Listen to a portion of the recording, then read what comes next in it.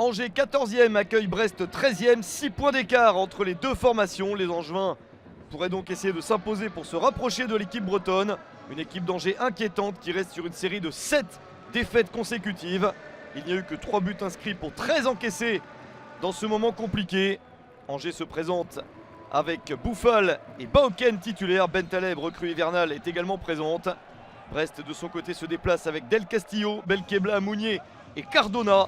Des Brestois qui n'ont remporté qu'une seule de leurs 4 dernières rencontres pour un nul et 2 défaites.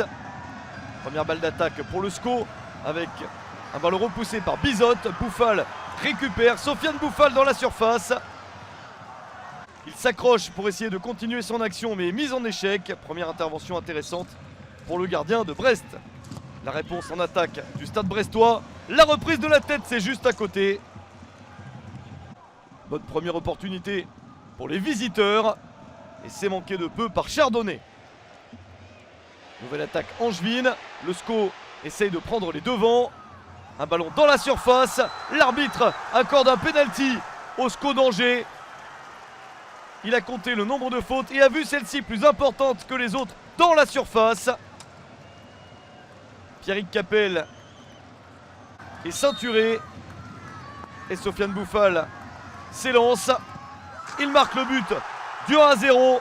39e minute, Angers prend l'avantage. 6e but de la saison pour l'international marocain. C'est parfait pour le SCO qui avait bien besoin de ce but. Brest essayait de faire jeu égal mais se retrouve mené à la mi-temps. Lorsque les deux équipes s'étaient affrontées en Bretagne, elles s'étaient séparées sur un match nul, un but partout, score qui pourrait convenir aux Brestois vu qu'ils sont désormais menés. Michel Derzakarian aimerait voir son équipe se procurer des occasions mais ce n'est pas le cas. Angers continue à être la meilleure équipe sur le terrain avec plus de prise d'initiative. Baoken pour le centre, Capel en se retournant, la parade de Bizotte. Le geste réflexe du gardien de Brest pour empêcher un deuxième but du SCO. Mais toujours Angers à l'attaque. Encore une accélération pour marquer le deuxième but libérateur.